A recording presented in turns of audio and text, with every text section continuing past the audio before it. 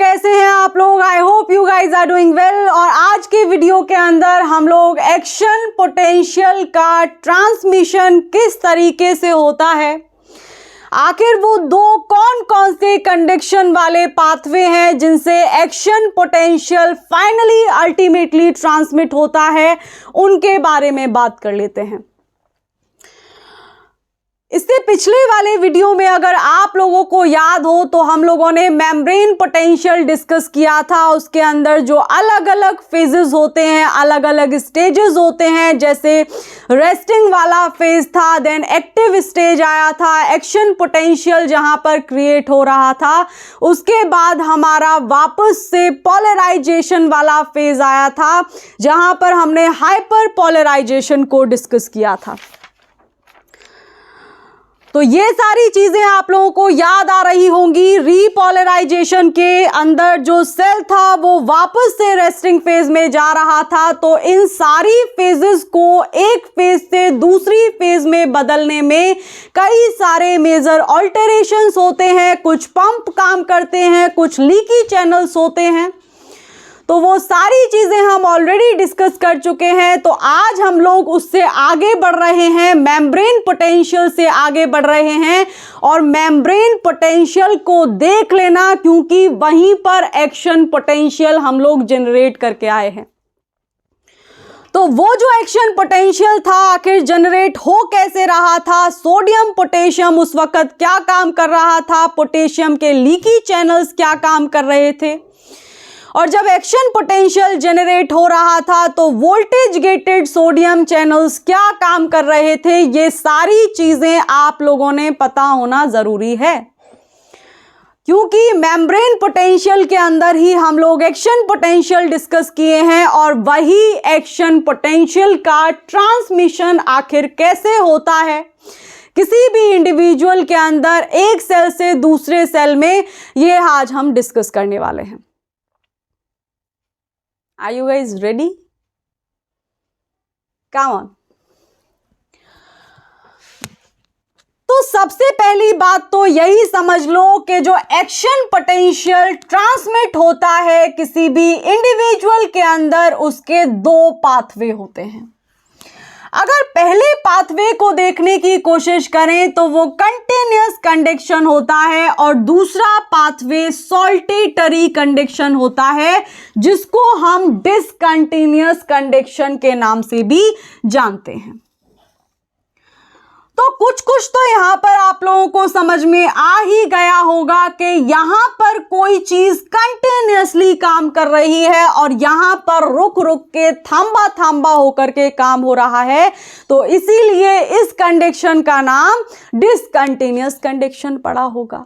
अब वो चीज क्या है जो यहां कंटिन्यूअसली एक्टिवेट है, यहां धीरे धीरे काम कर रही है, ये डिस्कस करेंगे हम लोग। उसके बाद हम लोग ये देखेंगे कि भाई जो न्यूरॉन होता है, क्योंकि कल के वीडियो के अंदर हम लोग सिनेप्स डिस्कस कर रहे होंगे, और सिनेप्स के अंदर हम लोग देख रहे होंगे कि जो प्री सिनेप्टिक न्यूरॉन होता है उससे पोस्ट सिनेप्टिक न्यूरॉन के अंदर सिग्नल का ट्रांसमिशन किस तरीके से होता है, कौन से चैनल्स प्री सिनेप्टिक न्यूरॉन के ऊपर ओपन होते हैं।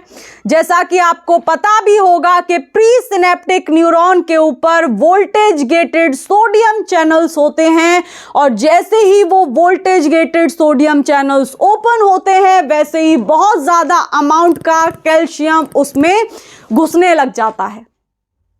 किसके अंदर? प्री सिनेप्टिक न्यूरॉन के अंदर। और जैसे ही वो कैल्शियम उस प्री सिनेप्टिक न्यूरॉन के अंदर घुसेगा, वैसे ही वहां पर हमारे कुछ कैल मॉड्यूलिन के कॉम्प्लेक्सेस होते हैं, वो जा करके उन कैल मॉड्यूलिन के कॉम्प्लेक्सेस को एक्टिवेट कर देंगे, और जैसे ही कैल मॉड्यूलिन के कॉम्प्लेक्सेस एक्टिवेट होंगे वैसे ही उसी प्री सिनेप्टिक न्यूरॉन के अंदर कुछ सिनेप्टिक वेसिकल्स होते हैं। तो वो जो सिनेप्टिक वेसिकल्स होंगे उनको वो जो हमारे कैल मॉड्यूलिन के प्रोटीन होंगे जा करके उस प्री सिनेप्टिक न्यूरॉन की दीवार में फेंक मारेंगे।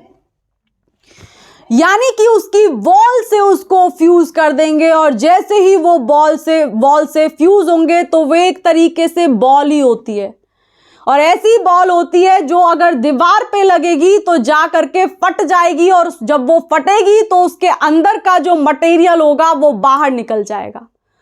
तो उसके अंदर का जो मटेरियल बाहर निकलता है, वो मटेरियल में कौन कौन से केमिकल्स होते हैं, कौन सा न्यूरोट्रांसमीटर होता है, और वो न्यूरोट्रांसमीटर किस तरीके से पोस्ट सिनेप्टिक न्यूरॉन पर जो 2 चैनल्स लगे हुए होंगे उनको एक्टिवेट करता है।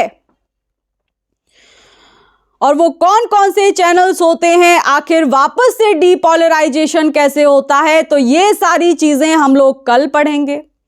सिनेप्टिक वेसिकल्स में सबसे ज्यादा पाया जाने वाला न्यूरोट्रांसमीटर कौन सा होता है, कैसे वो फ्यूज करता है, किस तरीके से लिगांड गेटेड यानी acetyl choline gated sodium channel खुलते हैं, किस तरीके से फिर उसके बाद वोल्टेज गेटेड सोडियम चैनल्स खुलते हैं, ये सारी चीजें हम लोग कल समझेंगे। तो वो समझ में आने के लिए ये पता होना चाहिए कि भाई न्यूरॉन दिखता कैसा है, शक्ल कैसी है न्यूरॉन की। मैंने 2 टर्म बोल दिए कि pre synaptic neuron, post synaptic neuron. ये क्या है, ये तभी तो पता चलेगा जब आप लोगों को मतलब समझने में आएगा कि भाई न्यूरॉन दिखता कैसा होगा, न्यूरॉन की शक्ल क्या होगी। तो बाद में हम लोग थोड़ा सा शक्ल भी देख लेंगे कि न्यूरॉन दिखेगा कैसा, क्योंकि कल हम लोगों ने सिनेप्स डिस्कस करना है। तो डिले नहीं करते और स्टार्ट कर लेते हैं कि कंटीन्यूअस कंडक्शन के अंदर क्या होता है कि यहां पर जो न्यूरॉन्स होते हैं, एक बात और दिमाग में भर लो कि ये जो एक्शन पोटेंशियल का ट्रांसमिशन होता है ये न्यूरॉन्स के अंदर होता है। तो यहां पर हम 2 अलग अलग तरीके के न्यूरॉन्स की बात कर रहे हैं। अगर कंटीन्यूअस कंडक्शन के अंदर देखेंगे तो वहां जो न्यूरॉन्स होते हैं वो नॉन माइलिनेटेड न्यूरॉन्स होते हैं, यानी कि उनके ऊपर माइलिन की शीथ नहीं होती है। देखना इधर। और जो सॉल्टेटरी कंडक्शन के अंदर न्यूरॉन्स होते हैं उनमें माइलिन की शीथ होती हैं, जिनको मैं रेड कलर से आपको दिखा रही हूं। तो ये है हमारी माइलिन की शीथ, और ये काम क्या करती हैं। इन माइलिन की शीथ की परमिएबिलिटी किसके लिए होती है और वो परमिएबिलिटी क्यों होती है वो भी अभी पता चलेगा। तो पहली बात यही समझ लो कि कंटिन्यूअस कंडक्शन के अंदर जो हमारे न्यूरॉन्स होते हैं उनके ऊपर माइलिन की कोई भी शीथ नजर आ रही है इधर नहीं है, तो फिर नहीं होती है। तो इधर कोई माइलिन की शीथ नहीं होगी, लेकिन सॉल्टेटरी कंडक्शन के अंदर माइलिन की शीथ देखने मिलती है। तो पहला अंतर पता चल गया होगा कि भाई न्यूरॉन्स का अंतर है, यहां पे माइलिन शीथ है, यहां माइलिन शीथ नहीं है। दूसरी चीज जो कंटिन्यूअस कंडक्शन में अपन लोगों को पता होनी चाहिए वो ये है कि यहां पर चैनल्स की कंटिन्यूअस ओपनिंग चलती रहती है, यानी कि इस वाले न्यूरॉन के ऊपर सोडियम के चैनल्स लगे हुए होते हैं। और आप लोगों को पता है कि कोई भी जो न्यूरॉन होगा वो डीपोलराइज्ड कैसे होता है, उसके अंदर एक्शन पोटेंशियल कैसे जनरेट होता है, ये चीजें आप लोगों को पता होनी चाहिए।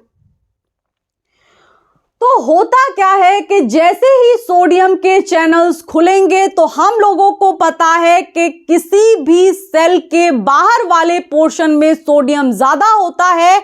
तो जैसे ही सोडियम के चैनल्स खुलेंगे वैसे ही ज्यादा से ज्यादा सोडियम इस सेल के अंदर एंटर करना स्टार्ट कर देगा, इस न्यूरॉन के अंदर एंटर करना स्टार्ट कर देगा।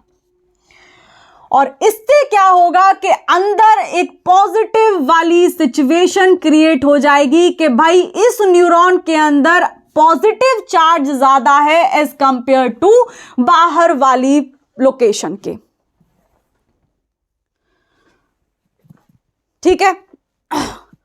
और जब ऐसी सिचुएशन क्रिएट हो जाती है तो उसी फेज को हम बोलते हैं कि भाई ये वाली जो मेम्ब्रेन है ये डीपोलराइज्ड हो गई है, यानी कि इसके अंदर एक्शन पोटेंशियल जनरेट हो गया है।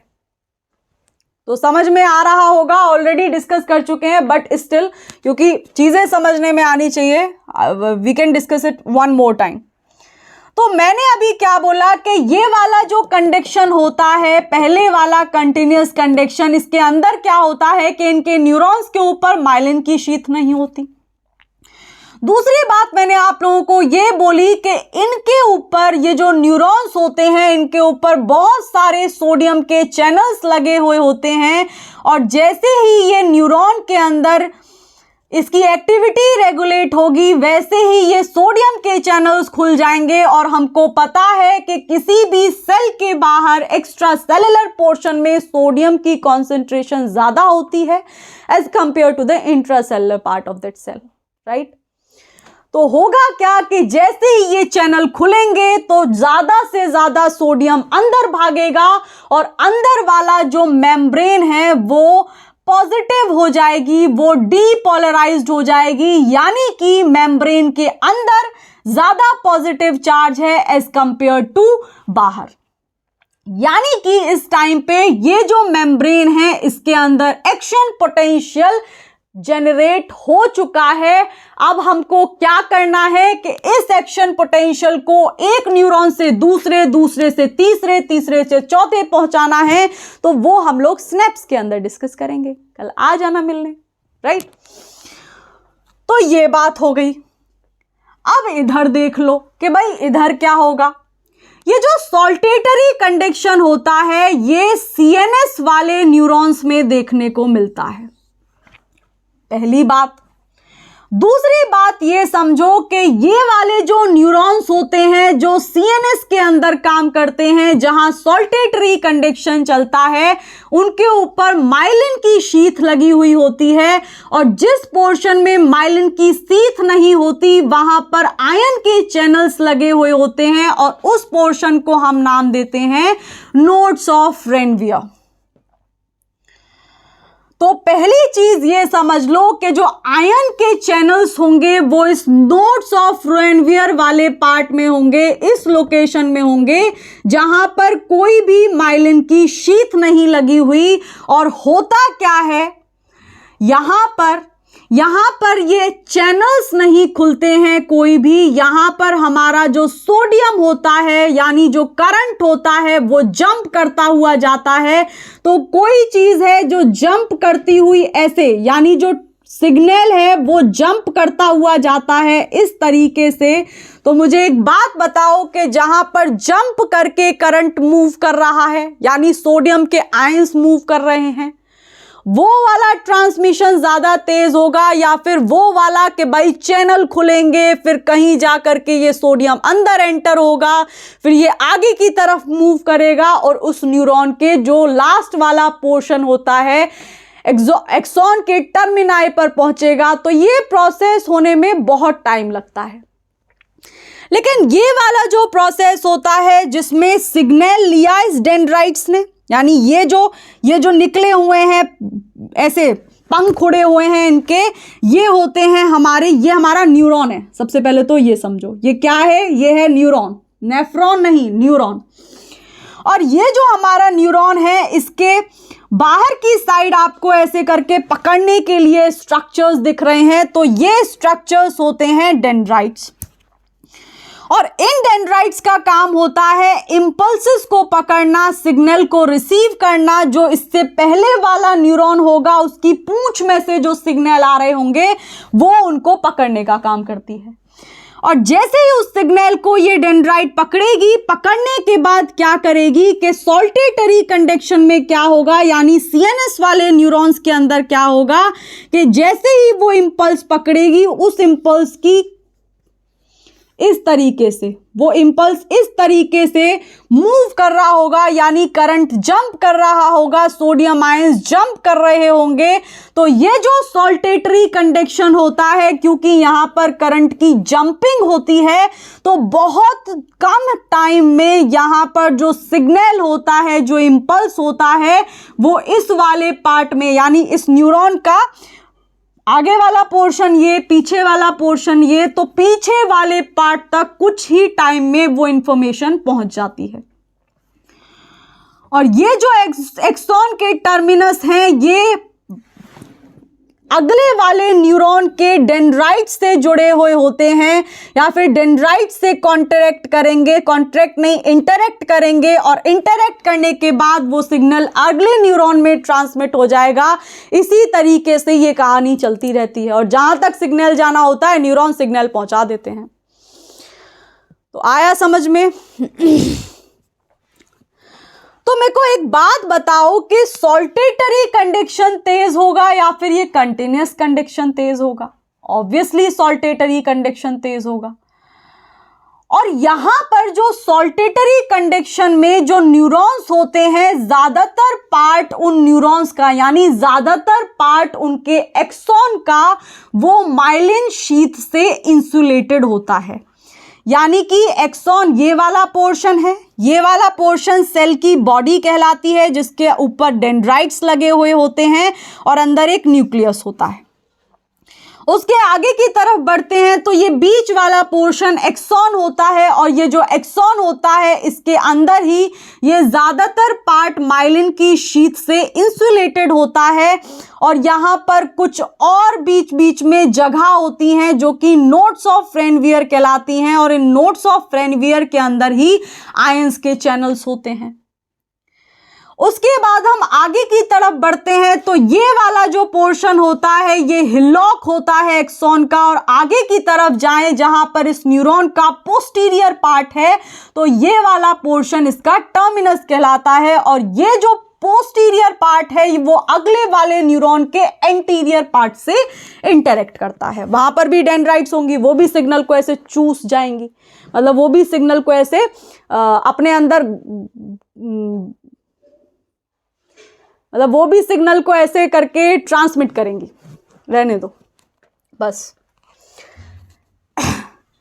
तो सॉल्टेटरी कंडक्शन के अंदर क्या होता है कि करंट जंप करता है लेकिन कंटिन्यूअस कंडक्शन के अंदर चैनल्स खुलते हैं। चैनल्स खुलने के बाद सोडियम अंदर एंटर होता है और एंटर होने के बाद जो पॉजिटिव चार्ज है वो अंदर ज्यादा हो जाता है एज कंपेयर टू बाहर। तो मेम्ब्रेन पोलराइज्ड हो जाती है, नहीं मेम्ब्रेन डीपोलराइज्ड हो जाती है और जैसे ही मेम्ब्रेन डीपोलराइज्ड हो जाती है वैसे ही जो एक्शन पोटेंशियल जनरेट हो जाता है और फिर ये वाला न्यूरॉन अगले वाले न्यूरॉन को इंफॉर्मेशन ट्रांसमिट करेगा। इस तरीके से चीजें चलती रहती हैं। लेकिन यहां पर होता क्या है कि एक और चीज समझने वाली है कि ये सॉल्टेटरी कंडक्शन के अंदर ये जो माइलिन वाली शीथ होती हैं ये माइलिन वाली शीथ पानी के लिए परमिएबल होती हैं, यानी कि आयंस इनसे अंदर नहीं जा सकते लेकिन पानी इनसे होकर के अंदर जा सकता है। और ऐसा क्यों हो रहा है? क्योंकि माइलिन शीथ के ऊपर पानी को ट्रांसपोर्ट करने वाले ट्रांसपोर्टर्स होते हैं जिनको हम एक्वापोरिन्स नाम देते हैं। याद आ रहा होगा, ऑलरेडी हम लोग पंप्स, चैनल्स, ट्रांसपोर्टर्स जितने भी होते हैं हम लोग डिस्कस कर चुके हैं। तो this is not new to us right now, right. तो माइलिन की शीथ जो होगी वो पानी के लिए परमेबल होती है। क्यों परमेबल होती है? क्योंकि यहां पर एक्वापोरिन्स होते हैं। तो अब 2-3 चीजें आप लोग नोट डाउन कर सकते हैं। पहली चीज ये है कि ये जो डेंड्राइट्स होती हैं ये सिग्नल को रिसीव करती हैं। तो पहला पॉइंट लिखो कि signal is received by dendrites.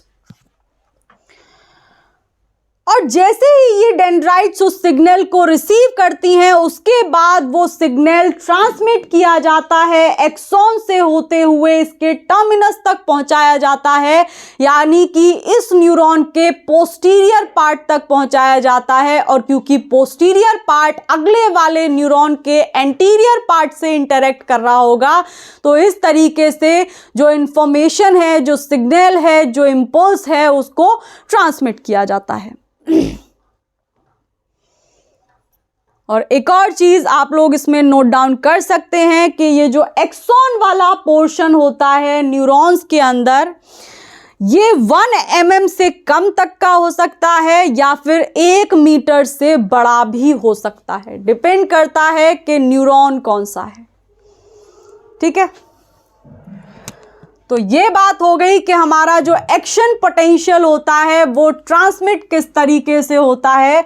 और कल के लेक्चर के अंदर हम लोग सिनेप्स डिस्कस करेंगे, और सिनेप्स के अंदर भी दो तरीके के सिनेप्स होते हैं। तो कल हम लोग केमिकल सिनेप्स डिस्कस करेंगे, जहां पर न्यूरोट्रांसमीटर का रिलीज होने वाला प्रोसेस होता है, जहां पर ट्रांसमीटर गेटेड आयन चैनल्स देखने को मिलते हैं, जहां पर हमको एक ऐसा चैनल देखने मिलेगा सोडियम का जो acetyl choline ligand dependent channel होता है।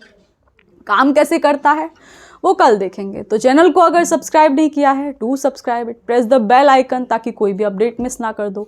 क्योंकि ये तो हम लोग डिस्कस कर ही रहे हैं, लेकिन इसके साथ साथ हम लोग सेल साइकिल भी डिस्कस कर रहे हैं। तो अगर आप लोगों को सेल साइकिल भी पढ़ना है, just go and check that playlist, okay.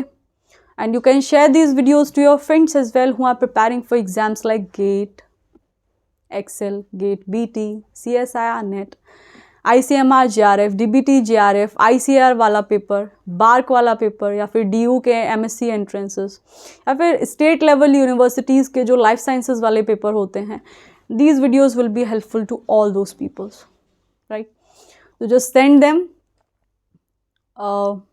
पूछोगे कि क्यों सेंड करें, मुझे पता है आप लोगों का क्यों लगा रहता है, because sharing is caring and you know caring is sharing, right.